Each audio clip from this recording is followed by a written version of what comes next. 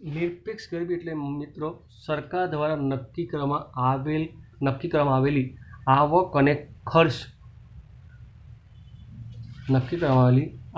ખર્ચની જે રેખા છે એના કરતાં ઓછી આવક કે ખર્ચ કરનાર વ્યક્તિ એ નિરપેક્ષ ગરીબ છે. સરકાર દ્વારા નક્કી કરવામાં જે લિમિટ છે એ લિમિટ કરતાં ઓછી આવક કે ઓછો ખર્ચ કરી શકે, ઓછી આવક મેળવનાર અથવા ઓછો ખર્ચ કરનાર વ્યક્તિ એ નિરપેક્ષ ગરીબી કહેવાય. જ્યારે સાપેક્ષ ગરીબીનો ખ્યાલ આખો અલગ છે. જો નિરપેક્ષ ગરીબીના ખ્યાલમાં પાયાની લઘુત્તમ જરૂરિયાતો સંતોષવા માટે જરૂરી લઘુત્તમ વપરાશી ખર્ચ ધ્યાનમાં લેવાય છે. નિરપેક્ષ ગરીબીના ખ્યાલને પાયાની લઘુત્તમ જરૂરિયાતો સંતોષવા માટે લઘુત્તમ વપરાશી ખર્ચને ધ્યાનમાં લેવાય છે. પરંતુ સાપેક્ષ ગરીબીના ખ્યાલમાં સમાજમાં વસતા જુદા જુદા વર્ગો વચ્ચે થતી આવકની અસમાન વહેંચણી ધ્યાનમાં લેવામાં આવે છે. સાપેક્ષ ગરીબીના વાત કરીએ તો સાપેક્ષ ગરીબીના ખ્યાલમાં સમાજમાં વસતા જુદા જુદા વર્ગો વચ્ચે થતી આવકની અસમાન વહેંચણી ધ્યાનમાં લેવામાં આવે છે. સામાન્ય રીતે દરેક અર્થતંત્રમાં આવકની વહેંચણીમાં અસમાનતા જોવા મળે છે. ત્યારે ઓછી આવકવાળો વર્ગ વધુ આવકવાળા વર્ગની તુલનામાં સાપેક્ષ ગરીબ કહેવાય. ઓછી આવકવાળો વર્ગ વધુ આવકવાળા વર્ગની તુલનામાં સાપેક્ષ ગરીબ કહેવાય. એ અને બી વ્યક્તિ, એની આવક છે વાર્ષિક માની લો કે 25 લાખ, બીની આવક છે એ 35 લાખ, તો કહી શકાય કે બીની સાપેક્ષમાં એ ગરીબ છે. સાપેક્ષ ગરીબીના અભ્યાસ માટે સમાજના લોકોના જુદા જુદા આવક જૂથોમાં વિભાજિત કરી આવકની વહેંચણીની અસમાનતાના સંદર્ભમાં અભ્યાસ કરવામાં આવે છે. સાપેક્ષ ગરીબીના અભ્યાસ માટે સમાજના લોકોને જુદા જુદા આવક જૂથોમાં વિભાજિત કરીને આવકની વહેંચણીની અસમાનતાના સંદર્ભમાં અભ્યાસ કરવામાં આવે છે. સાપેક્ષ ગરીબી સમાજના જુદા જુદા આવક જૂથોના આવક સ્તરોમાં તફાવતની કક્ષા દર્શાવે છે. ભારત માટે પણ હવે એવી દલીલ કરવામાં આવે છે કે ઝડપથી વિકસતા રાષ્ટ્ર તરીકે ગરીબીનો અભ્યાસ ગરીબી રેખાને બદલે સાપેક્ષ ગરીબી અથવા તો આવકની અસમાન વહેંચણીના સંદર્ભમાં થવો જોઈએ. નિરપેક્ષ ગરીબી ન્યૂનતમ ખર્ચને આધારે નક્કી કરવામાં આવી, બરાબર. પણ આપણો દેશ એ સાપેક્ષ ગરીબીનો જે ખ્યાલ છે એ ખ્યાલ હવે ગરીબી માપવા માટે ગરીબી રેખાને બદલે સાપેક્ષ ગરીબી અથવા તો આવકની અસમાન વહેંચણીના સંદર્ભમાં થવો જોઈએ. દુનિયાનો સૌથી ઝડપી વિકાસ પામતો દેશ એ હિન્દુસ્તાન છે, ભારત.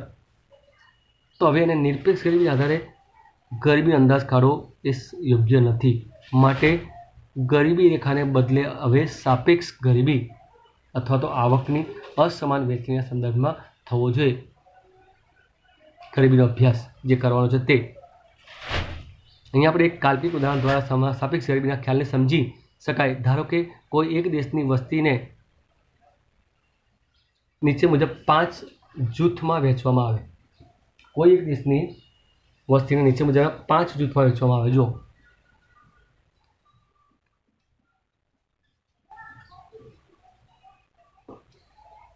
જો મિત્રો નીચે આપ્યું છે કોષ્ટક.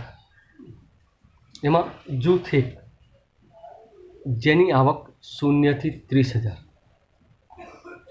જૂથ 2 જેની આવક 30,000 થી 1 લાખ વાર્ષિક આવક, જૂથ 3 1 લાખથી 3 લાખ સુધી આવક, જૂથ 4 3 લાખથી 10 લાખની આવક અને જૂથ 5 10 લાખથી વધુ આવક.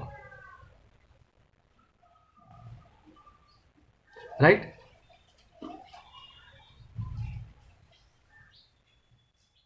હવે એના આધારે આપણે એક અંદાજ કાઢીએ કે જૂથ 2ની આવક એ જૂથ 1ની આવક કરતાં વધારે છે. એટલે એવું કહી શકાય કે જૂથ 1 એ જૂથ 2ની સાપેક્ષમાં ગરીબ છે. એ જ પ્રમાણે બેની જૂથ બેની સરખામણીમાં જૂથ 3ની આવક વધારે છે, તો એવું કહી શકાય કે જૂથ 2 એ જૂથની આવક જૂથની સરખામણીમાં વધુ ઓછી આવક ધરાવે છે, માટે સાપેક્ષ ગરીબ છે. બી એ જૂથ 2 એ જૂથ 3ની સાપેક્ષમાં ગરીબ છે, કારણ કે જૂથ 3ની આવક વધારે છે. એ જ પ્રમાણે જૂથ 3ની તુલના એ 4 સાથે કરવામાં આવે તો જૂથ 3 એ સાપેક્ષ ગરીબ છે. કેમ કે 4ની આવક કરતાં જૂથ 3ની આવક ઓછી છે, માટે જૂથ 3 એ જૂથ 4ની સાપેક્ષમાં ગરીબ છે. એવું ચોથું જૂથ 4ની સરખામણી જૂથ 5 સાથે કરવામાં આવે તો જૂથ 4 એ જૂથ 5ની સરખામણીમાં સાપેક્ષ ગરીબ છે. ટૂંકમાં એવું કહી શકાય, જો આપણે સમગ્ર લેવું તો, કે જૂથ 1, 2, 3, 4 એ સાપેક્ષ ગરીબ છે જૂથ 5ની સરખામણીમાં, કારણ 5 કરતાં બધાની આવક ઓછી છે, એટલે એવું આપણે કહી શકીએ કે 1, 2, 3, 4 જે જૂથ છે એ જૂથ 5ની સરખામણીમાં ઓછી આવક ધરાવે છે, માટે એ લોકો સાપેક્ષ ગરીબ છે.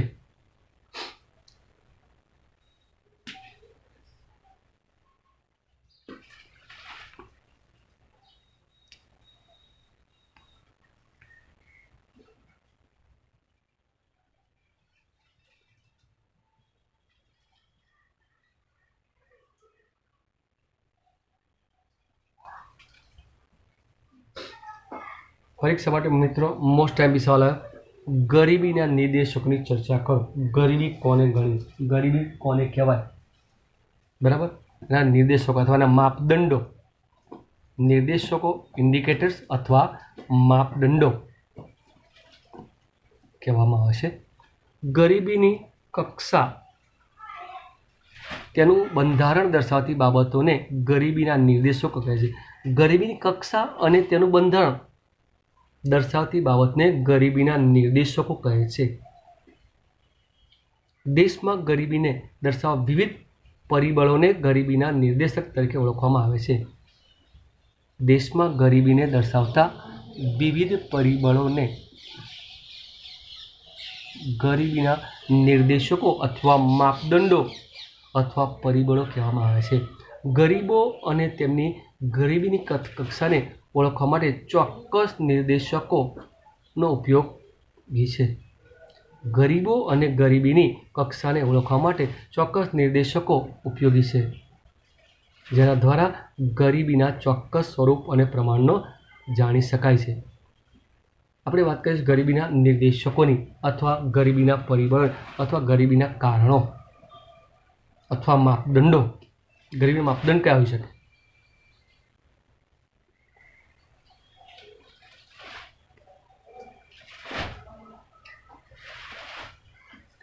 જો માથાદીઠ ઘરગથ્થુ વપરાશી ખર્ચ. માથાદીઠ ઘરગથ્થુ વપરાશી ખર્ચ તે કોઈ એક વર્ષ દરમિયાન કુટુંબો દ્વારા ખરીદેલ બધી જ વસ્તુઓ અને સેવાઓ, ટકાઉ વસ્તુઓ, સાંભળજો મિત્રો, માથાદીઠ ઘરગથ્થુ વપરાશી ખર્ચ. માથાદીઠ ઘરગથ્થુ વપરાશી ખર્ચ તે કોઈ એક વર્ષ દરમિયાન કુટુંબ દ્વારા ખરીદેલી બધી જ વસ્તુ અને સેવાઓ, ટકાઉ વસ્તુઓ અને બિન ટકાઉ વસ્તુઓ. ટકાઉ વસ્તુ એટલે જેનો વપરાશ 2, 5, 7, 10, 15, 20 વર્ષ થાય તેવી કાર છે, વોશિંગ મશીન છે, કોમ્પ્યુટર છે, 2 વ્હીલર છે, ફ્રીજ છે, ટીવી છે વગેરે. માથાદીઠ ઘરગથ્થુ વપરાશી ખર્ચ તે કોઈ એક વર્ષ દરમિયાન કુટુંબો દ્વારા ખરીદેલ બધી જ વસ્તુઓ અને સેવાઓ એ ટકાઉ વસ્તુઓ વગેરેના બજાર મૂલ્યોને તે જ વર્ષની વસ્તી વડે ભાગતા પ્રાપ્ત થાય છે. માથાદીઠ ઘરગથ્થુ વપરાશી ખર્ચ તે કોઈ એક વર્ષ દરમિયાન કુટુંબ દ્વારા ખરીદવાલી બધી જ વસ્તુઓ અને સેવાઓ, ટકાઉ વસ્તુઓ વગેરેના બજાર મૂલ્યને તે જ વર્ષની વસ્તી વડે ભાગતા પ્રાપ્ત થાય છે. માથાદીઠ ઘરગથ્થુ વપરાશી ખર્ચ. માથાદીઠ વપરાશી ખર્ચ તે દેશમાં વસતા લોકોની જીવન જરૂરિયાતો તેમજ સુખ સગવડની વસ્તુઓ અને સેવાઓની પ્રાપ્તિ દર્શાવે છે. માથાદીઠ વપરાશી ખર્ચ તે દેશમાં વસતા લોકોની જીવન જરૂરિયાત તેમજ સુખ સગવડની વસ્તુ અને સેવાઓની પ્રાપ્તિ દર્શાવે છે. વિકાસમાન દેશોમાં વિકસિત દેશોની તુલનામાં માથાદીઠ વપરાશી ખર્ચ ઘણું ઓછું હોવાથી જીવન ધોરણની ગુણવત્તા ઘણી નીચી હોય છે. વિકાસમાન દેશો અથવા વિકાસશીલ દેશોમાં વિકસિત દેશોની તુલનામાં માથાદીઠ વપરાશી ખર્ચ ઘણું જ ઓછું હોય છે હોવાથી જીવન ધોરણની ગુણવત્તા ઘણી જ નીચી હોય છે. તેથી ગરીબી વધુ પ્રમાણમાં જોવા મળે છે. વિશ્વના કેટલાક દેશોમાં માથાદીઠ ઘરગથ્થુ વપરાશી ખર્ચ નીચે મુજબ દર્શાવ્યો છે.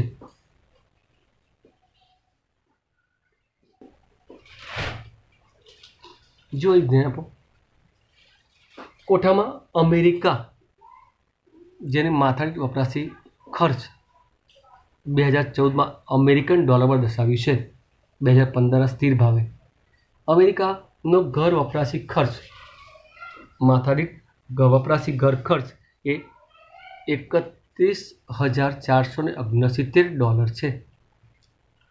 યુકે એટલે કે ઇંગ્લેન્ડ 25,828 છે. જાપાન 22,149, પાકિસ્તાન 603, ચીન 1,420. જ્યારે ભારતનો માથાદીઠ વપરાશી ખર્ચ એ 725 છે. એટલે આપણે ઉપર જે કોઠો આપ્યો એના આધારે આપણે કહી શકીએ કે ભારત કરતાં અમેરિકા, ઇંગ્લેન્ડ, જાપાન અને ચીનનો માથાદીઠ વપરાશી ઘર ખર્ચ વધુ છે. તો એની સાથે આપણે કેવા કહેવાય? સાપેક્ષ ગરીબ કહેવાય. જે તમે જોઈ શકો છો કે અમેરિકા, ઇંગ્લેન્ડ, જાપાન, ચીનની સરખામણીમાં ભારતનો માથાદીઠ ઘરગથ્થુ વપરાશી ખર્ચ એ ઘણો જ ઓછો છે. પહેલો મુદ્દો આપણે જોઈએ મિત્રો, ગરીબી નિર્દેશકમાં માથાદીઠ ઘરગથ્થુ વપરાશી ખર્ચ. ત્યાર પછી બીજો પોઈન્ટ જોઈએ મિત્રો, કુપોષણનું પ્રમાણ. કુપોષણ એવી પરિસ્થિતિ છે જેમાં વ્યક્તિ દ્વારા લેવાતા ખોરાકમાં પૂરતા પ્રમાણમાં કેલરી, પ્રોટીન, કાર્બોહાઈડ્રેટ, વિટામિન અને મિનરલ્સનો સમાવેશ થતો નથી. વ્યક્તિ દ્વારા જે ખોરાક લેવાય છે એમાં કેલરી, પ્રોટીન, કાર્બોહાઈડ્રેટ, વિટામિન અને મિનરલ્સનો સમાવેશ થતો નથી. ભારતમાં કૃષિ ઉત્પાદન વધ્યું હોવા છતાં નીચી માથાદીઠ આવક અને આવકની અસમાન વહેંચણીને કારણે ભારતમાં કૃષિ ઉત્પાદન વધ્યું હોવા છતાં નીચી માથાદીઠ આવક અને આવકની અસમાન વહેંચણીને કારણે ઓછી આવકવાળા વર્ગને પૂરતો પોષણક્ષમ ખોરાક પ્રાપ્ત થતો નથી. ભારતમાં કુપોષિત વ્યક્તિઓની માહિતી આપણને જોઈએ પેજ નંબર 53 પર આપેલી છે.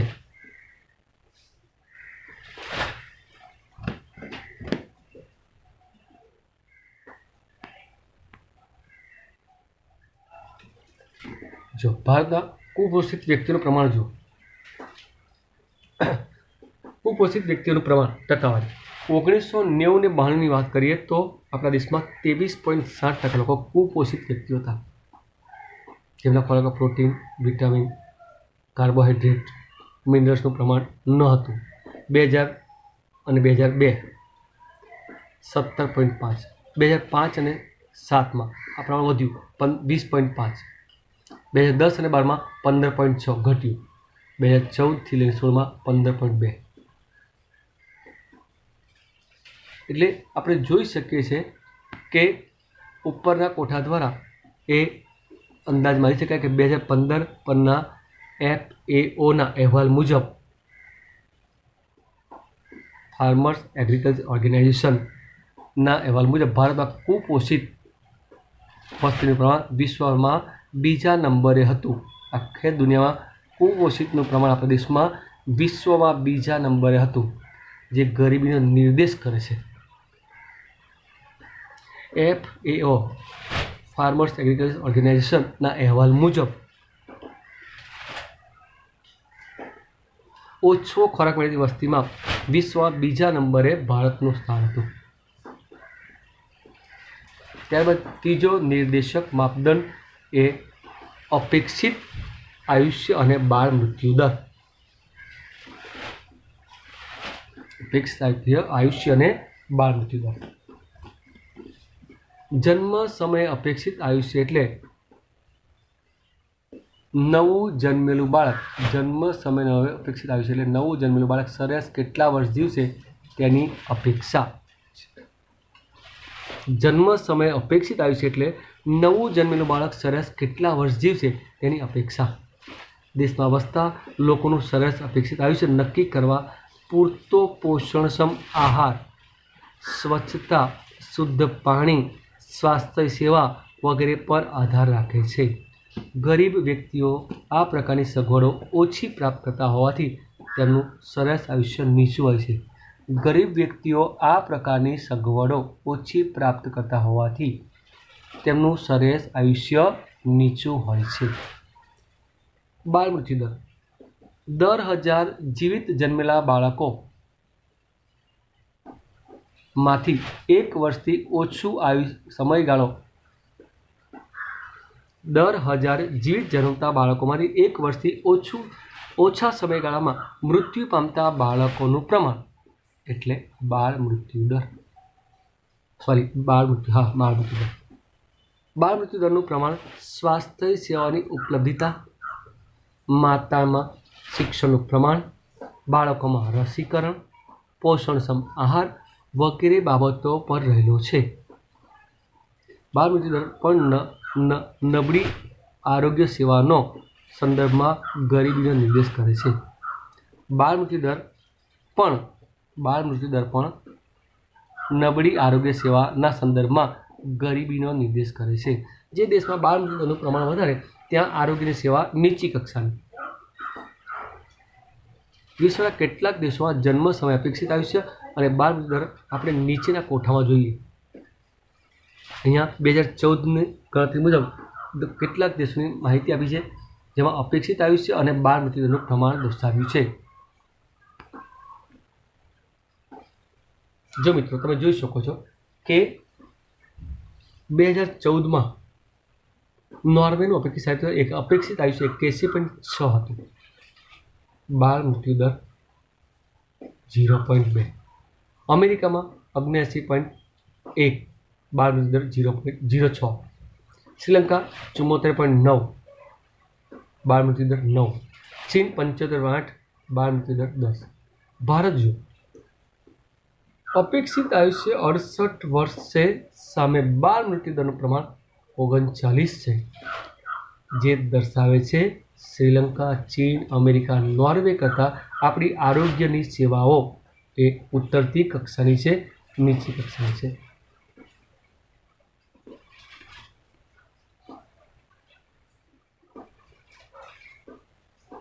બરાબર ને. ઉપરની બાબતથી આપણે ખ્યાલ આવે કે બાળ મૃત્યુ દરની બાબત નોર્વે દર 1000 જન્મ લેતા બાળકનું મૃત્યુનું પ્રમાણ 2, અમેરિકા 6, શ્રીલંકા 9, ચીન 10 છે, જ્યારે ભારતનું બાળ મૃત્યુનું પ્રમાણ એ 39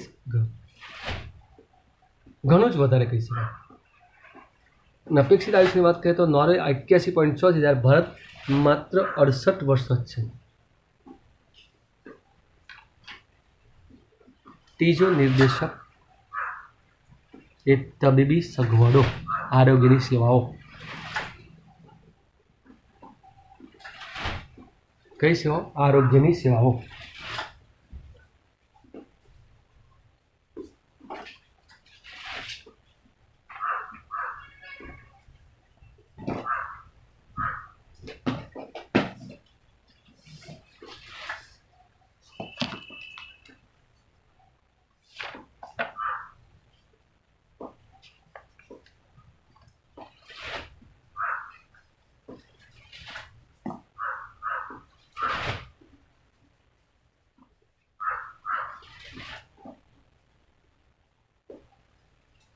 જો મિત્રો, આરોગ્યની સેવાઓ અથવા તબીબી સગવડો.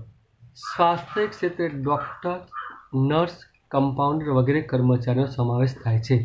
સ્વાસ્થ્ય ક્ષેત્રમાં કોનો સમાવેશ થાય? તો કે ડૉક્ટર, નર્સ, કમ્પાઉન્ડર, આ બધાનો સમાવેશ સ્વાસ્થ્ય ક્ષેત્રમાં કરવામાં આવે છે. અને તેની અછત સ્વાસ્થ્ય સેવાઓને પ્રતિકૂળ અસર કરે છે. અને આ વ્યક્તિઓની અછત એ સ્વાસ્થ્ય સેવાઓ પ્રતિકૂળ અસર કરે છે. ભારતમાં આંતરરાષ્ટ્રીય તુલનામાં તબીબી સગવડો અને ડૉક્ટરની અછત જોવા મળે છે. બીજા દેશની સરખામણીએ આપણા દેશમાં આરોગ્યની સગવડો અને તબીબી સેવાઓમાં જે ડૉક્ટર્સ જોઈએ તેની અછત છે. 2017ના અહેવાલ મુજબ એવું જાણવા મળ્યું હતું કે ડૉક્ટરનું કુલ આપણા દેશમાં જરૂર છે એ 10,91,000 ડૉક્ટરની જરૂર છે. એની સામે આપણી પાસે માત્ર 8,33,000 ડૉક્ટર ઉપલબ્ધ હતા. મતલબ 2,58,000 ડૉક્ટરની આપણા દેશમાં કમી હતી. આપણા દેશમાં પ્રતિ વ્યક્તિએ 1596 વ્યક્તિએ એક ડૉક્ટર છે. જ્યારે અમેરિકા જે દેશની વાત કરીએ તો ત્યાં 100 વ્યક્તિએ એક ડૉક્ટર ઉપલબ્ધ છે. જે દર્શાવે છે આરોગ્યની જે સ્વાસ્થ્ય ક્ષેત્ર છે એમાં અછત છે ડૉક્ટરોની, નર્સોની અને કમ્પાઉન્ડરોની.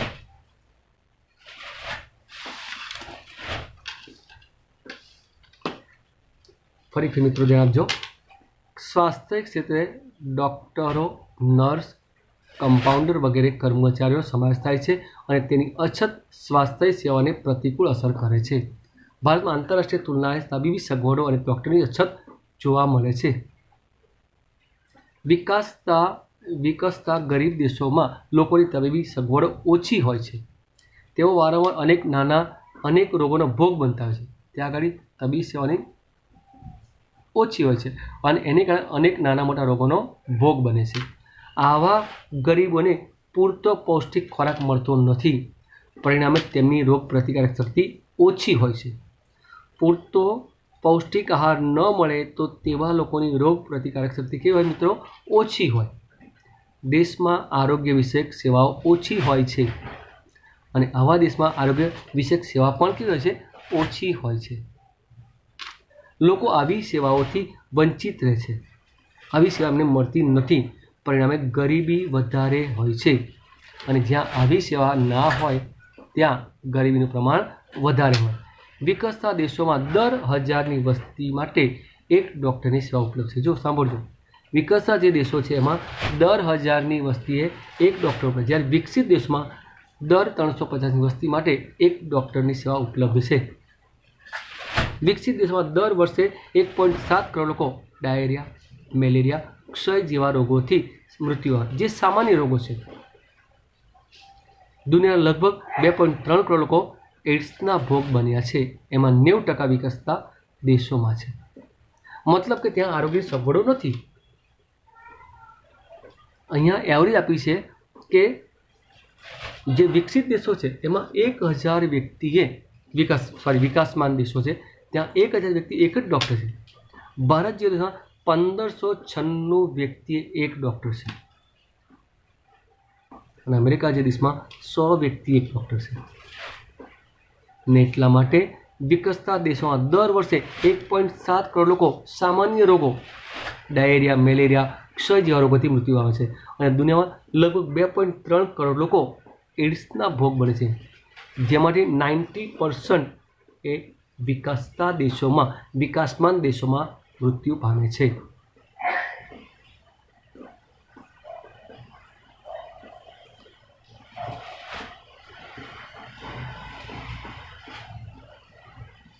પીવાનું પાણી.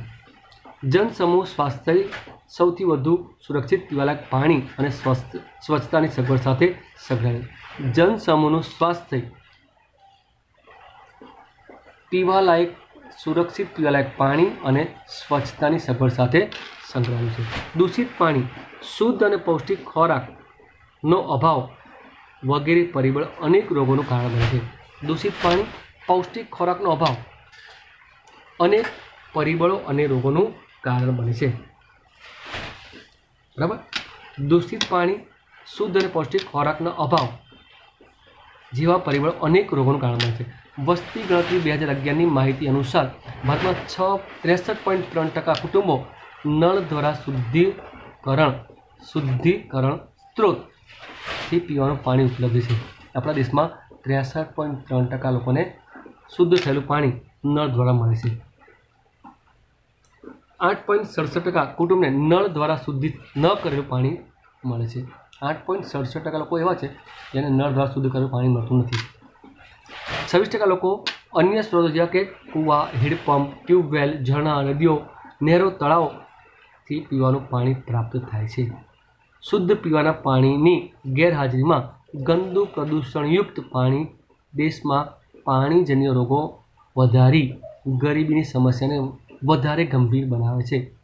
આપણા દેશમાં 26% લોકો એવા છે કે જેમણે ખુલ્લા સ્ત્રોતોમાંથી પાણી પ્રાપ્ત કરવું પડે છે. અને શુદ્ધ પીવાના પાણીની ગેરહાજરીમાં ગંદુ પ્રદૂષણયુક્ત પાણી પીવાથી પાણીજન્ય રોગો વધે છે અને એ વધે છે એના કારણે ગરીબીની સમસ્યાને વધારે ગંભીર બનાવે છે.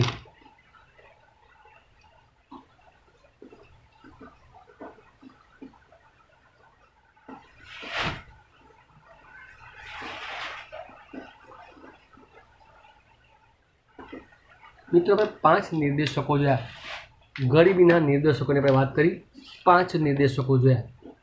પહેલો, નીચી માથાદીઠ ઘરગથ્થુ વપરાશી ખર્ચ. બીજું, અપેક્ષિત આયુષ્ય અને બાળ મૃત્યુ દર. ત્રીજું, કુપોષણનું પ્રમાણ. ચોથું, તબીબી સગવડો. અને પાંચમું, પીવાનું પાણી.